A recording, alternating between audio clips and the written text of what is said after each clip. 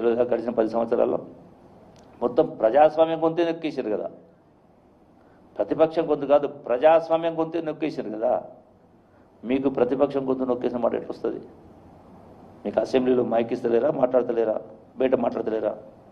మీరు హరీష్ రావు మాట్లాడుతున్న కేసు పెట్టిందా? మీరు కేసు పెట్టిందా? అరే ఇప్పుడు విషయం, రాయలసీమ రతనాల సీమ,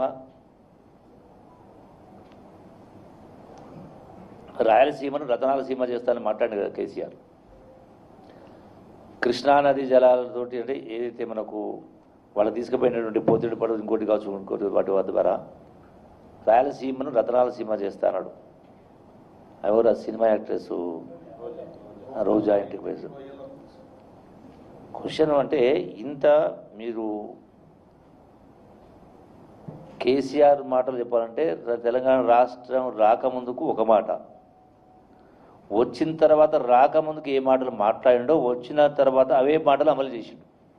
ఆయన మాట్లాడే మాట అమలు చేయలే, దానికి వ్యతిరేకంగా అమలు చేసిండు.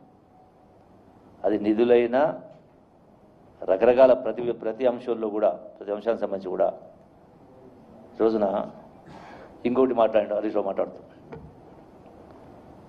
నేను మొత్తం ఆయన మాట మొత్తం విన్నా. కేసీఆర్ కుడిభుజము, ఉద్యమకారుడు, 2001 నుంచి 2014 దాకా నీటి నిరజనుడిని మాట్లాడాడు.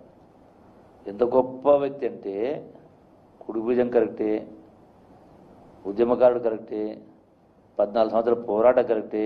అందుకనే చాలా గొప్పోడు కాబట్టి 2001 తెలంగాణ ఉద్యమం మొదలు పెడిచి 2014 వరకు జిల్లాలో ఒక సర్పంచ్ కానీ బీఆర్ఎస్ పార్టీ టీఆర్ఎస్ పార్టీ ఒక సర్పంచ్ కానీ ఒక ఎంపీటీసీ ఒక ఎంపీపీ ఒక జడ్పీటీసీ ఎవరు లేరు. ఎందుకు? 2014 అవకాశం వచ్చినా ఓడిపోయాడు, ఇంతమంది గెలిచినా కూడా. ఆనాడు బీఆర్ఎస్ పార్టీ అధికారం రావడానికి కూడా నా భాగం ఉంది. ఆనాడు విద్యార్థులకు ఇచ్చిన మాట కోసం, ఆత్మహత్యలు ఆపడం కోసం ఆనాడు ఆనాటి ముఖ్యమంత్రి కిరణ్ కుమార్ రెడ్డి ఇంకెక్కడి తెలంగాణ ఉద్యమం అణిచేసిన కాల రాసిన అన్నాడు. ఆ మల్తనాడే నేను లేని వ్యక్తితో మాట్లాడకూడదు కాబట్టి మొన్న పరమపదించినటువంటి ఒక సెంట్రల్ మినిస్టరు తెలంగాణ ప్రజాపతిలో అరగంట సేపు పదవులు వదిలి ఉండలేరున్నాడు. సకల జనసమ్మ బంద్ అయింది. ఆ సందర్భంలో తెలంగాణ ఉద్యమం తెలంగాణ వచ్చేంత వరకు మండుతూనే ఉండాలని ఆనాడు రాజీనామా చేసి జిల్లాలో పాదయాత్ర చేసిన తర్వాత 7 ఒక్క సర్పంచ్ ఒక ఎంపీటీసీ జిల్లాలో 7 టీఆర్ఎస్ ఎమ్మెల్యేలు గెలిచారు. 2018లో 13 గెలిచారు. సరే నేను ఓడిపోయి ఉండొచ్చు, మిగతా జిల్లా మొత్తం పట్టించుకున్న కాడ రకరకాల కారణాల వల్ల. అందుకనే ఎంత గొప్ప ఉద్యమకారుడు అనే కింద నిజాయితీ ఉండాల. అప్పుడే ప్రజలు హర్షిస్తారు, లెక్క ప్రకారం చేసిన కార్యక్రమం చేస్తారు.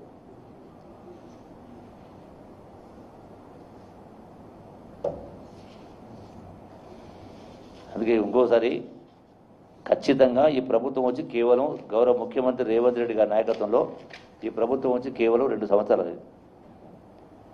ఇంతటి ఆర్థిక దుస్థితిలో, ఇంతటి ఆర్థిక రాష్ట్రాన్ని అప్పుల కుప్పగా చేసిన పరిస్థితుల్లో కూడా గత ప్రభుత్వం చేపట్టినటువంటి ఏ ఒక్క ప్రధాన సంక్షేమ అభివృద్ధి కార్యక్రమాలని విస్మరించకుండా ఎత్తివేయకుండా అదనంగా ఇవన్నీ చేస్తూ ఉంటే ఏ లెక్క ప్రకారం మాట్లాడతారు? మళ్ళీ వచ్చేది బీఆర్. మిమ్మల్ని ఎందుకు అసలు మీ అధికారం ఎందుకు పోయింది? మీ 10 సంవత్సరాల అధికారం ఎందుకు పోయింది? గొప్పగా పరిపాలన చేసి ఉంటే అధికారం ఎందుకు పోతుండే?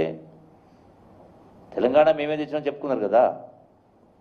అంటే మీ నిర్వాహకం వల్ల పూర్తిగా అసమర్థ బాధ్యతారాహిత్య పరిపాలన వల్ల మళ్ళీ అధికారులకు వచ్చేది కల్లా 100% ఇలా దేశ ప్రజలందరూ కూడా రాహుల్ గాంధీ గారిని వచ్చే ఎన్నికలో ప్రధానమంత్రి చేయాలని చూస్తూ ఉన్నారు. కాశ్మీర్ నుంచి కన్యాకుమారి దాకా పాదయాత్ర, పదవులు వచ్చినా తీసుకున్నటువంటి ఒక త్యాగాల కుటుంబం 100% దేశంలో అయినా రాష్ట్రంలో అయినా మళ్ళీ కాంగ్రెస్ పడదకరం తప్ప మళ్ళీ బీఆర్ఎస్ వచ్చేటువంటి పరిస్థితి లేని మొన్న చూసినాం కదా. మొన్న 2023 అసెంబ్లీ ఎన్నికలు రుజువైనాయి, ఆ తర్వాత జరిగిన పార్లమెంట్ ఎన్నికలు రుజువైనాయి, ఆ తర్వాత జరిగినటువంటి సర్పంచ్ ఎన్నికలు, ఉప ఎన్నికలు, మున్సిపల్ ఎన్నికలు, ఇన్ని సాక్ష్యాలు చాలవా? అందుకే వాళ్ళు పడిపోతున్న ప్రతిష్టలు నిలుపుకోవడం కోసం ఇవన్నీ మాట్లాడే కార్యక్రమం చేస్తే తప్ప ఇంకొకటి కాదు.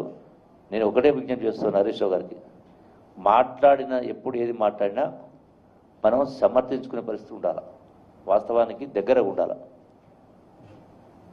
రిజర్వాయర్లు కట్టొద్దని మాట్లాడితే ఎట్లా నువ్వు ఈడ్చి పారేసి గుంజి పారేసి కట్టలేదా? Mallanna Sagar 50 TMC reservoir, ring బండేసి 50 టీఎంసీ. నువ్వు 50 అంటే నీ సిద్దిపేటకు గజ్వెల్కి ఏమో నీళ్లు రానికనేమో మల్లన్న సాగర్ కావాలి అంటే మిగతా ప్రాంతంలో వాళ్ళ రైతులు కాదా? Thank you very much. ఇంకోసారి ఎప్పుడు మాట్లాడినా ఒక వాస్తవిక దగ్గరగా మాట్లాడాలని సూచిస్తా ఉన్నాను. Thank you.